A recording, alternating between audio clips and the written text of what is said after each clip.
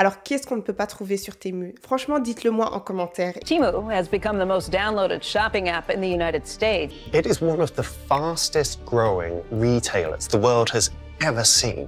This is one of my Temu free gifts. I'm back with another huge Temu haul. A mini fridge with an LED light and a mirror on the front of it to hold your makeup.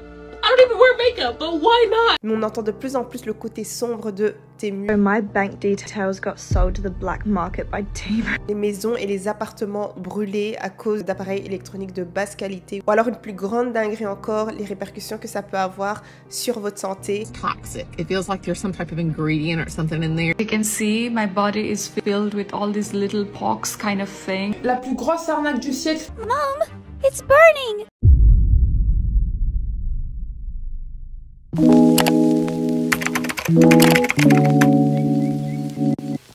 Alors j'espère que vous allez bien, ça ne va pas, ça va aller. Alors bienvenue dans un nouvel épisode d'En roue libre. Donc oui, j'ai disparu un tout petit peu, vraiment tout petit peu comme ça, parce que je suis tombée malade et ensuite il y a eu des mariages, etc. Donc voilà, mais aujourd'hui je suis là et je reprends. Alors cette fameuse marque Temu, si vous ne la connaissez pas encore, c'est une marque chinoise qui vend toutes sortes de choses.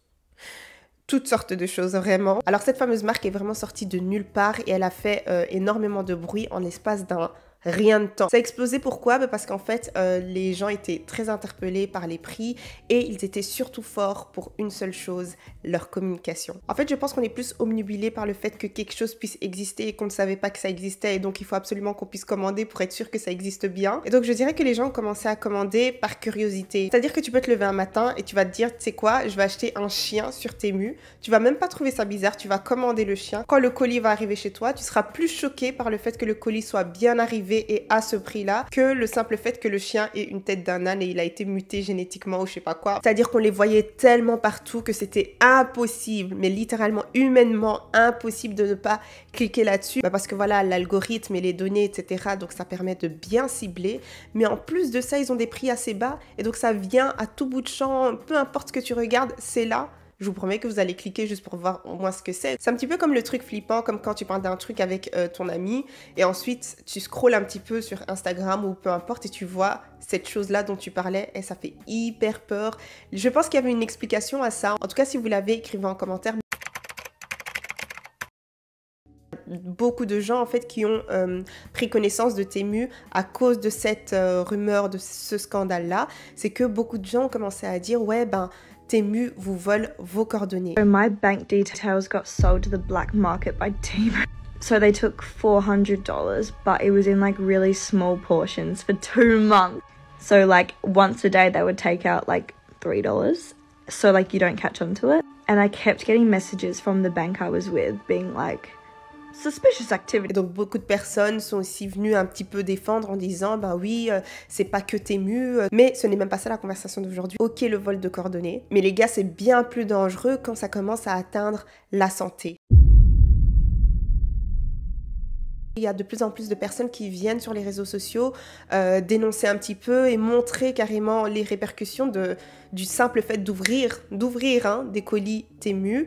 Donc il y a des personnes qui ont eu toutes sortes d'irritations, des plaques, de l'urticaire. According to several reports from consumers, some Temu items contain toxic material. I'm taking it off and I'm not going to be using it again. It all began when a little girl named Chloe got fake nails and nail glue for less than £1 on Temu. And so, she confidently began applying the product to her nails. This was when Chloe spilled glue on her hand. Less than 24 hours later, the burn had gotten much worse, and Chloe was taken to the ICU, where doctors said every layer of her skin had been burned off. There was no fresh pink skin beneath, just white, just nerves. After a 10-day-long medical treatment, the little girl ended up getting 2 skin grafts. They do not have the same safety standards and protocols and inspections that we do here in the United States. Hello, it's 3 o'clock in the morning. I am not sleeping because I bought a pillow from Temu.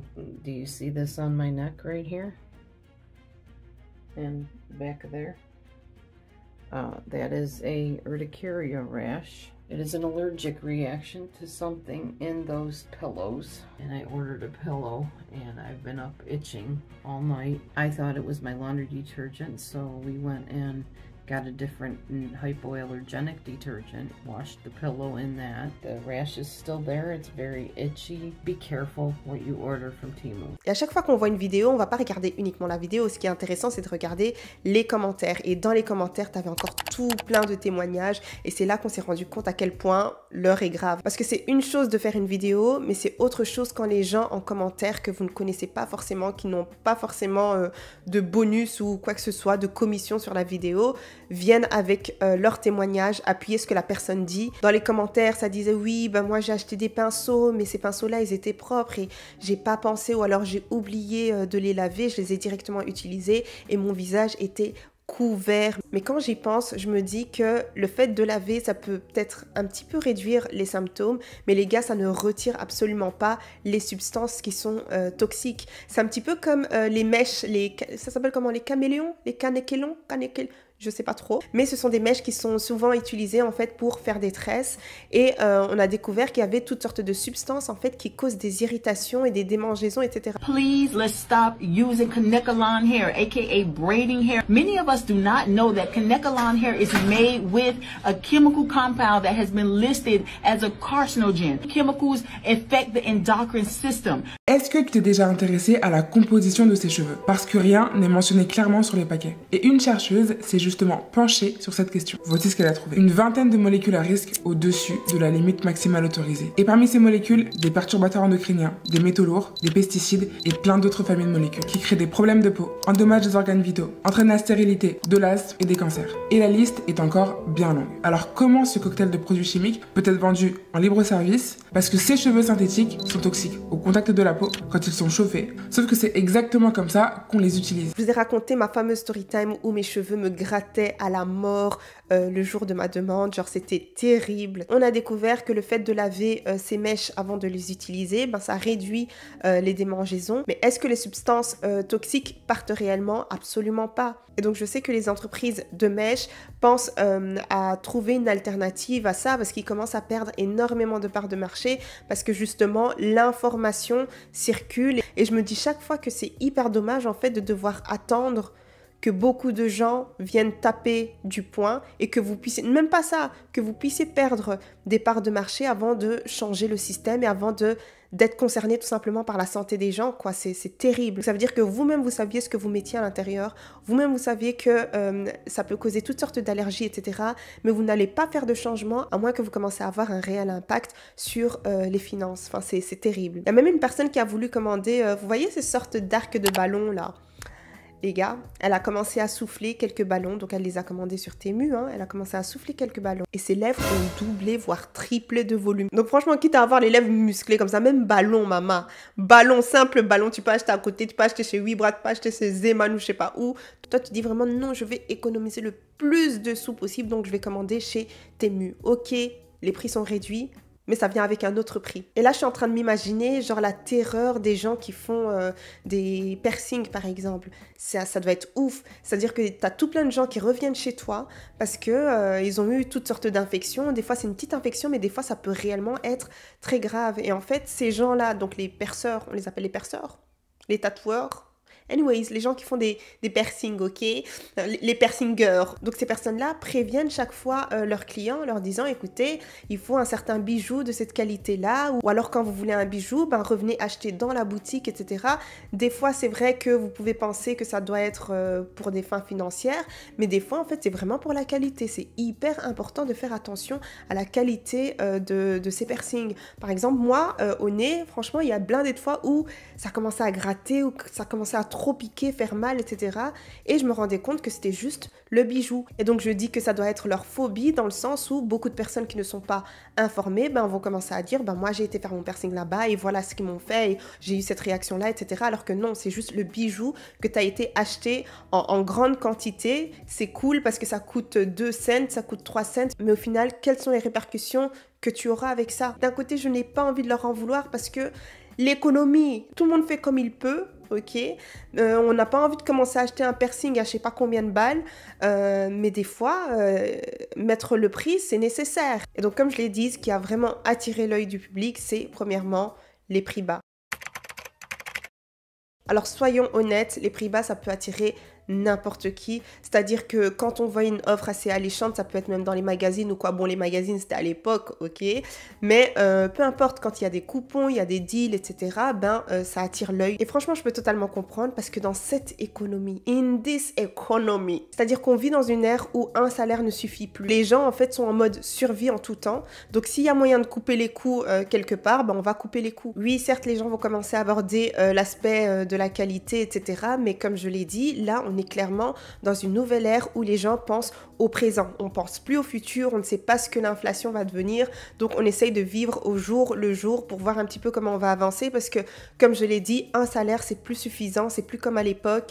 2 salaires, c'est limite. Et en plus, tu rajoutes des enfants. Bonne chance. Et donc, pour les gens qui vivent dans une situation dite précaire, bon, ça, c'est mesuré en fonction de plusieurs facteurs. Hein. Je pense qu'il y a un certain seuil. Peut-être que si tu gagnes en dessous d'un certain montant, on va considérer que tu es dans une situation précaire. Donc, ces personnes-là qui sont concernées vont naturellement se diriger dans des plateformes telles que Temu pour les biens d'utilité, de nécessité. Après, quand je dis nécessité, bien sûr, je ne parle pas de boire ou manger. Hein. Je me demande s'il y a de la bouffe sur Temu. J'en suis sûre et certaine qu'il doit y avoir de la bouffe là-dessus. Quand je dis nécessité, je pensais plus au fait de devoir s'habiller parce que voilà, on a besoin de chaussettes, on a besoin de caleçons, etc. Et on peut pas se permettre de mettre trop d'argent là-dedans. Donc ce sera vraiment le strict minimum. Even the children's jacket had toxic chemicals in seriously high concentration. Vous aurez peut-être une classe un petit peu plus au-dessus, donc la classe moyenne, qui elle va plus aller sur Temu pour pouvoir s'autoriser des petits luxes pas vraiment nécessaires et rentrer dans une sorte de surconsommation, mais à des prix raisonnables. Natalie McNeil, a mother of 3, lost her home when a fire sparked from a $58 tablet she bought from Temu burnt everything in her house. Donc ça, c'est clairement une conversation qui ne concerne pas, je dirais, l'élite. Tu ne peux pas vraiment, par exemple, en vouloir aux gens de ne pas être concernés par l'écologie si toi, tu peux te permettre justement de consommer plus raisonnablement. Alors que ces personnes-là, en fait, vu leur situation, elles n'ont pas le choix. Et donc c'est pour ça que je dis que tout le monde ne peut pas être rapide à devoir juger son prochain s'il ne connaît pas sa situation.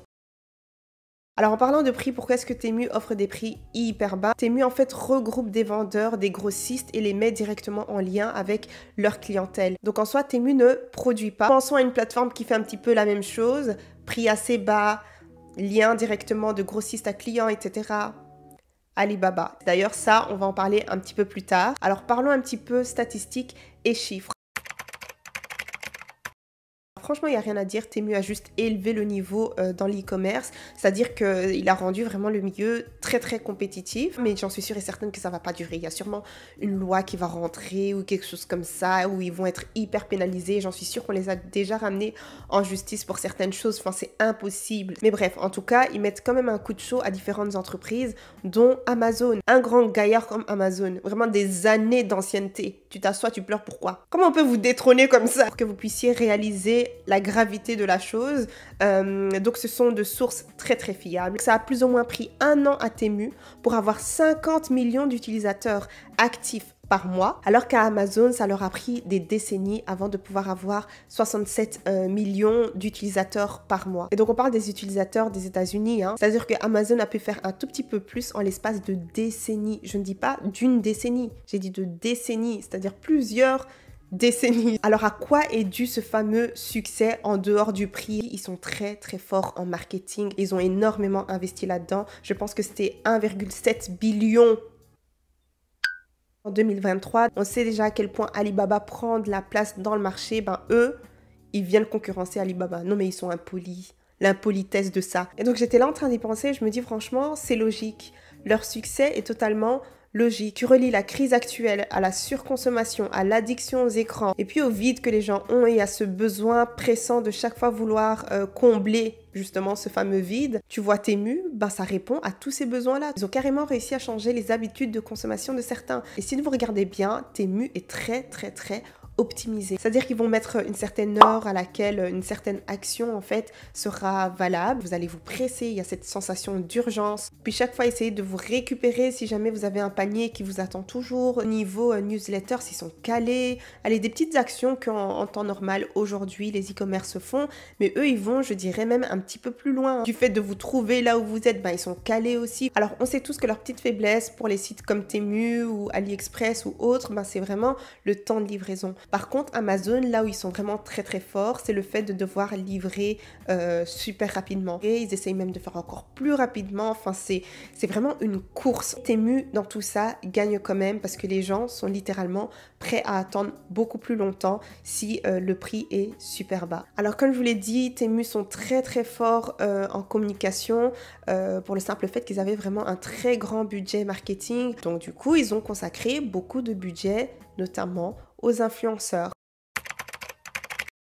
Mais le problème avec ça, c'est quoi? C'est que bien évidemment, quand on mise sur les influenceurs, bah, ça prend encore plus d'ampleur, ça va encore plus loin. C'est même plus effectif que la télé et que toutes les pubs que vous pouvez faire. Les influenceurs, c'est le game en fait. So I'm gonna do an unboxing. You guys, I'm back with another huge Temu haul. Les influenceurs ne se rendent absolument pas compte. Je pense que c'est vraiment ça. Ils ne se rendent absolument pas compte de l'ampleur qu'ils peuvent avoir, des choses qui peuvent réellement changer. C'est-à-dire qu'on a vraiment une emprise là-dessus. Temu ne va pas hésiter à mettre le prix, surtout quand il s'agit de certains influenceurs. C'est-à-dire que l'influenceur peut très bien avoir une certaine éthique, certaines valeurs, etc. Mais quand le cachet est très très doux, l'influenceur peut quand même réfléchir. Le truc, c'est qu'il y a vraiment des pépites qui sont incroyables. Et moi, je fais d'ailleurs partie de ces influenceurs qu'on a démarchés. Et franchement, c'était difficile, hein. C'était très difficile, faut pas mentir. Mais jusqu'où, en fait, jusqu'où êtes-vous prêt à vous compromettre pour un cachet? Et c'est ça la réelle conversation. Ici, je ne dis pas que je suis mieux que X, Y, Z. Non, plusieurs peuples qui sont exploités. Au niveau des minerais, les Congolais, les Indonésiens, il y a même les Ouïghours. Donc, au final, on fait quoi? On reste tout nu?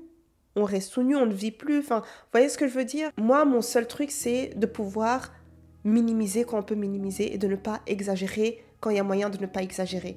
C'est juste ça. En tout cas, pour ma part. Par exemple, avec Shein, il y a beaucoup de personnes qui m'ont connue avec cette époque-là. À cette époque-là, il n'y avait pas vraiment énormément de collaborations. Shein, c'était connu, mais pas connu. Et donc, il y avait vraiment une sélection de petits influenceurs avec qui ils collaboraient. Mais à un certain moment où je pense que tout le monde était d'accord sur le fait que Shein commençait à déborder. Après, comme je vous l'ai dit, il y a des gens qui ont besoin de payer leurs factures. Quand il y a plusieurs zéros qui se suivent, là, t'es là genre... Ah. Donc moi, personnellement, je ne jugerai jamais mon prochain. On ne sait pas ce que les gens vivent. Et d'ailleurs, il y a eu cette fameuse trend d'un moment. Franchement, je la trouvais vraiment... Est-ce que je peux critiquer? Ouais, je vais critiquer aujourd'hui. Je la trouvais stupide. J'ai acheté, par exemple, 3 exemplaires du même article, mais à différents endroits, juste pour vous montrer que, ok, ben j'ai acheté 3 fois la même lampe, mais là, ça a coûté 5 $, là, ça a coûté 50 $, et là, ça a coûté 600 $.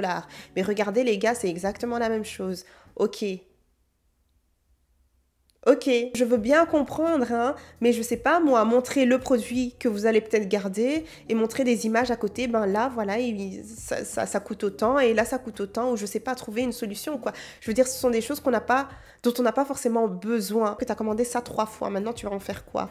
Tu vas renvoyer. Je comprends le message et je me dis, d'un côté, c'est vraiment cool, dans le sens où on pense aux personnes qui n'ont pas forcément les moyens. Ces personnes-là aussi ont droit à ce genre de choses. Mais le fait que ce soit une trend et en faire tout plein de vidéos comme ça, là, c'est juste de trop. Par exemple, quand il s'agit de courses, de choses qui vont répondre aux besoins primaires, donc par exemple manger, boire, on a découvert que certaines grandes marques en fait avaient les mêmes produits que certaines sous-marques comme on les appelle. Des fois c'est vraiment la même enseigne, c'est la même usine, on paye la marque, on paye le marketing, on paye tout ce qu'il y a autour et c'est vraiment vrai dans certains cas, mais dans d'autres cas la qualité est un petit peu réduite ou alors est énormément réduite. Mais en tout cas, je pense que là où je ferais personnellement le plus attention, c'est plus au niveau de la viande. Faut bien regarder ce qu'il y a écrit sur le paquet pour savoir ce genre de choses. Peut-être que là-dedans, il y a toutes sortes d'additifs, etc. Ben, si par exemple, tu vas, je sais pas moi, chez un fermier ou peu importe, ben là, tu auras des produits réellement frais et des produits qui sont réellement complets et sans additifs ni quoi que ce soit. T'achètes du bœuf, ben c'est du réel bœuf et pas un faible pourcentage de bœuf et à côté, ben toutes sortes de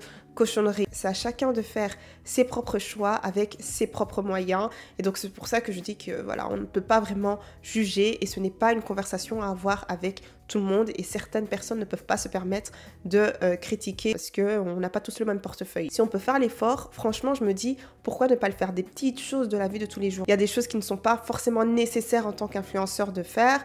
Est-ce qu'il faut accepter les collabs d'entreprises comme Temu, etc. Ce n'est pas à moi de dire, comme je l'ai dit. Il y a des gens, ils ont des factures à payer. Et puis quand ils voient les produits, ils se disent ok, c'est pas forcément des produits qui sont mauvais, c'est des produits qui sont parfois de bonne qualité et qui restent, hein. C'est pas tout qui est de mauvaise qualité. Là, on parle carrément de la santé. Et c'est pour ça que j'ouvre cette conversation-là. C'est impossible d'avoir des prix aussi bas. Ça nous montre à quel point il y a des gens qui sont surexploités. Il y a l'exploitation, il y a la surexploitation, mais là, c'est un autre niveau. Je dirais même que c'est de la surexploitation. Ce niveau-là, franchement, c'est un niveau que moi, personnellement, moi, Gloria, personnellement, je ne sais pas pour les autres, je ne veux même pas participer à ça. Parce que je me dis déjà dans la vie de tous les jours, tout ce qu'on utilise, tout ce qu'on consomme, oui, il y a des gens qui ont peut-être été surexploités. Et les téléphones, et ci, et ça, et ça, et ça. Je me dis, ok, déjà ça, il y a des choses qu'on achète, on n'en a pas forcément besoin. Et je me mets dedans là-dedans aussi. Mais ce niveau-là, je me dis que ça doit être hyper grave. Il y a des choses qui viennent de ces plateformes-là, qui se retrouvent sur Amazon et qui ont un prix plus élevé, mais ça ne veut pas pour autant dire que voilà, c'était plus clean ni quoi que ce soit, parce que ça vient de là-bas. C'est juste que l'entreprise en question se fait une plus grande marge. Le fait de pouvoir retracer là d'où nos produits viennent réellement, tout le monde sait que c'est un luxe. Quand un produit, tu arrives à savoir qui a fabriqué ce truc, et même au niveau de la bouffe, hein, bah ce produit-là va normalement coûter plus cher parce que c'est beaucoup plus responsable, il y a une éthique derrière. D'ailleurs, en vous parlant d'éthique et de responsable, ben, je vous cale tout simplement ma marque à moi, donc Japade & Co, parce que c'est exactement ce qu'on fait. En ce moment, c'est très thé et super aliment. Et d'ailleurs, il y a une petite action en ce moment. Donc, une poudre de chébé achetée égale une offerte. Donc, faites-vous plaisir. Et puis, n'hésitez absolument pas à nous suivre sur Instagram pour avoir beaucoup plus d'offres comme celle-ci, ou alors suivre tout simplement notre évolution. Actuellement, on fait beaucoup de petites recettes, donc si jamais vous voulez les reproduire, je vous y attends. Donc voilà, faut vous abonner, ok ? Merci. Des marques comme Temu, bah, c'est des marques qui vont plus parler aux personnes qui n'ont pas les moyens ou aux personnes qui sont moyennement confortables. L'écologie, des fois, c'est vraiment la discussion de personnes qui ont les moyens. Leur slogan, c'est acheter comme les billionnaires, un truc du genre, je sais plus trop quoi. Download the Temu app and shop like a billionaire. Mais ouais... Il parle à tout le monde sauf les billionnaires en fait. Et c'est la classe d'en dessous qui seront plus touchés par les conneries, les substances toxiques, les métaux lourds et tout ça et tout ça. Et donc il n'y a pas que, hein. Eux c'est juste un exemple. C'est ouf comme tout fonctionne. Vraiment quand ça concerne la classe d'en bas là, on veut rien savoir. Mais en haut, c'est là-bas qu'on donnera vraiment la vraie qualité, les vrais produits, l'alimentation saine, etc. Mais en bas, on veut rien savoir. Les gens sont là à consommer, consommer, consommer. C'est trop triste. C'est trop, trop triste. Alors, c'est tout pour aujourd'hui. J'espère que vous avez bien aimé la vidéo. Si c'est le cas, mettez des pouces bleus. Dites-moi ce que vous en pensez. Si vous avez déjà eu une mauvaise expérience ou quoi avec Temu, ben, écrivez ça en commentaire. Dites-moi où est-ce que vous vous situez un petit peu dans le spectre. Personne ne va venir vous juger ici. Comme je vous l'ai dit, il y a des conversations que certaines personnes ne peuvent pas avoir. Et donc, c'est toujours bien de rester un petit peu bienveillant l'un envers l'autre. Allez me suivre sur Instagram, Tiny and Brown, et à la prochaine. Bisous, bisous. Mouah.